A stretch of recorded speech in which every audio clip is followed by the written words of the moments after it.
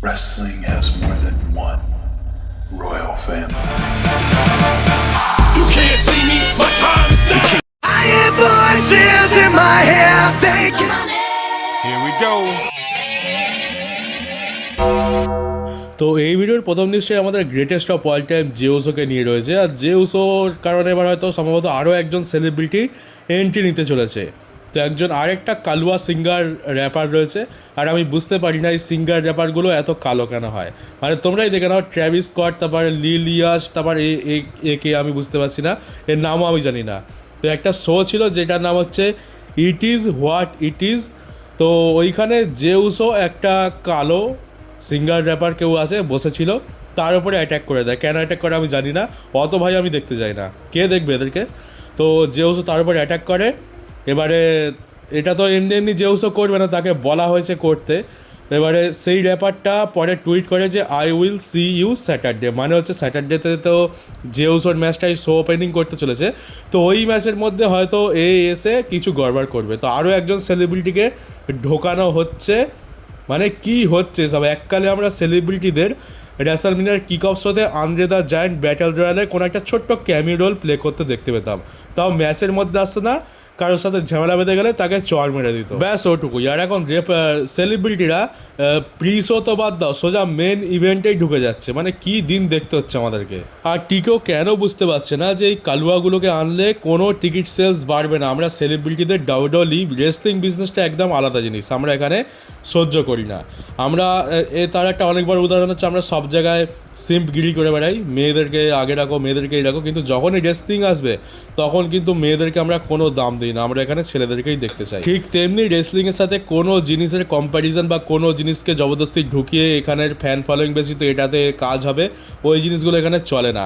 এখানে যদি বড় বড় সেলিব্রিটিকে আনা হয়, টম ক্রুজকেও যদি আনা হয়, তো আমাদের মাথা গরম হয়ে যাবে। আর টিকেও কী করছে, একটার পর একটা সেলিব্রিটি ঢুকেই যাচ্ছে, র্যাপার, সিঙ্গার, আর তার উপরে ভাই তাদের দেখতে যা সুন্দর কি বলবো। মানে ওই যে কালুয়ার সাথে স্ম্যাকডাউনে যে লিল ইয়াস এসছিল, সম্ভবত রেসলম্যানিয়াতেও থাকবে, তার থোবড়া দেখে তো আমার বমি পাচ্ছিল।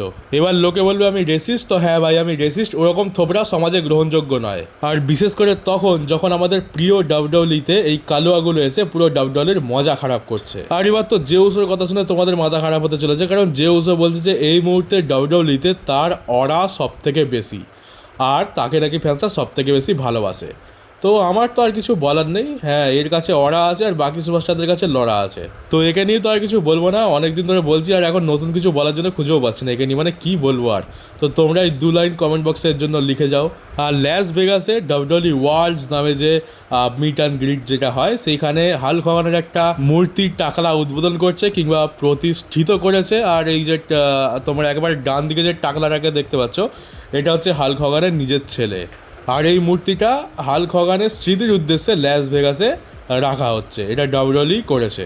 আর ডার্বি অ্যালেন চ্যাম্পিয়ন হওয়াতে স্টিং খুবই খুশি, সে টুইট করে জানায় ইটস ইয়োর টাইম। আর এটাও সে AEW শোতেই বারবার বলেছে।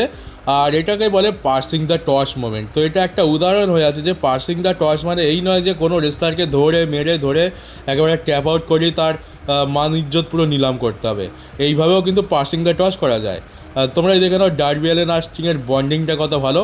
এটা যদি ডাব্লিউডব্লিউই হতো, এদের মধ্যে বন্ডিং তো হতোই না, উল্টে স্টিংয়ের সাথে ডার্বি অ্যালেনের ম্যাচ হতো যেখানে স্টিংকে খুবই বাজেভাবে ডিস্ট্রয় করা হতো, ওইটা নাকি এখানে পার্সিং দ্য টর্চ। কিন্তু AEW এটা খুব ভালোভাবে ম্যানেজ করেছে স্টিংকে কোনোভাবে অসম্মান না করে। স্টিং লেজেন্ড হিসাবে লেজেন্ডই থাকলো, তার সম্মানটাও অনেক ওপরে চলে গেল, আর ডার্বি অ্যালেনও বিল্ড হয়ে গেল।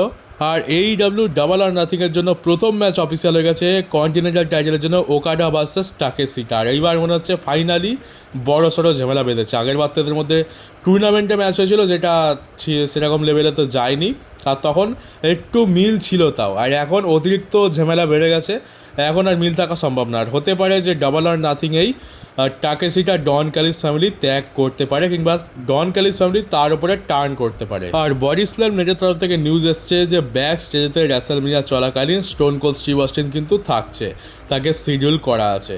এবার হয়তো তার কোনো রোলও থাকবে, এমনি ডাব্লিউডব্লিউই ওয়ার্ল্ডস যে মিট অ্যান্ড গ্রিট হয় সেখানে তো থাকবেই, কিন্তু রেসলম্যানিয়া যখন মেন শো চলবে তখনও সে কিন্তু ব্যাক স্টেজেতে থাকবে। এবার হতে পারে যে মাঝখানে কোনো একটা জায়গায় এসে অ্যাটেন্ডেন্স অ্যানাউন্স করলো, এরকম টাইপের কিছু হতে পারে। বড় রোলে থাকবে এটা তো আমি একদমই এক্সপেক্ট করছি না যে কোনো একটা জায়গায় এসে সে কিছু করবে, কারণ ও সব এক্সপেক্ট করা এখন শুধুমাত্র বিলাসিতা, ও হবে না আর হওয়ারও নয়।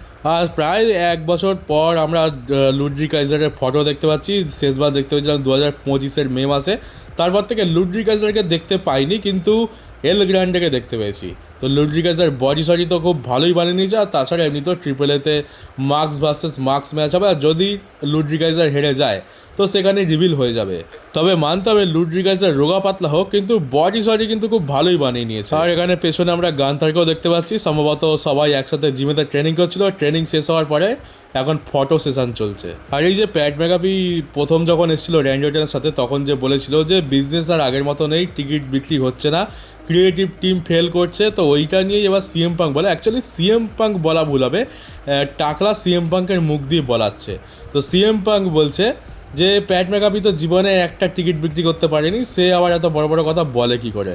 তো হ্যাঁ, একদম এটা তো রিয়ালিটি। প্যাট ম্যাকাফিকে যদি কোনো শোয়ের জন্য অ্যাডভার্টাইজ করে দেওয়া হয়, তাহলে প্যাট ম্যাকাফির জন্য তো কেউ টিকিট কেটে টাকা খরচা করে দেখতে আসবে না, আর তার টিকিট বিক্রি করার ক্ষমতা নেই, বিশেষ করে রেসলিং বিজনেসে। সেলিব্রিটি হতে পারে, তবে অন্য ফিল্ডে, রেসলিং ভাই একদম আলাদা।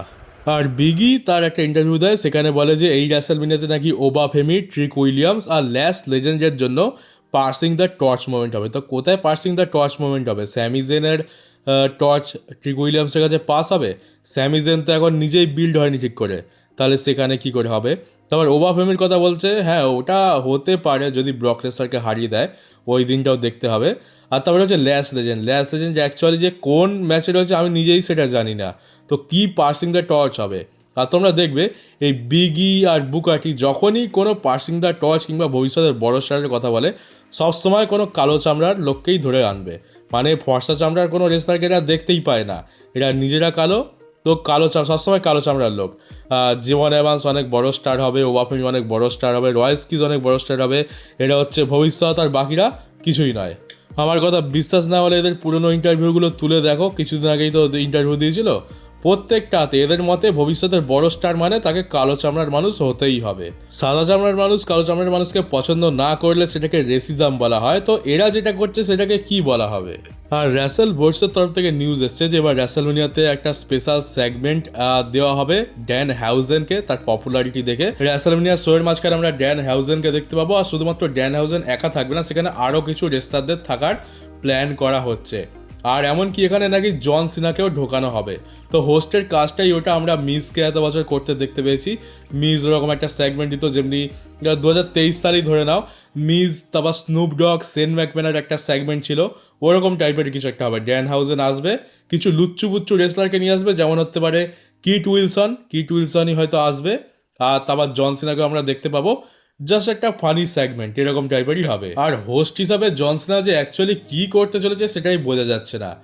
হোস্টের তো অনেক রকম কাজ থাকে, আমরা দেখেছি কত অ্যানাউন্সমেন্ট থাকে, কত কিছু করে, স্পেশাল সেগমেন্ট দেওয়া হয়, অনেক কিছুই হয়, কিন্তু এবারে যে কোন রোলে রাখবে আর আদৌ কি কোনো বড় রোল হবে কি না সেটা এখনও বোঝা যাচ্ছে না। আপাতত এই ড্যান হাউজেনের জন্য মেবি হতে পারে।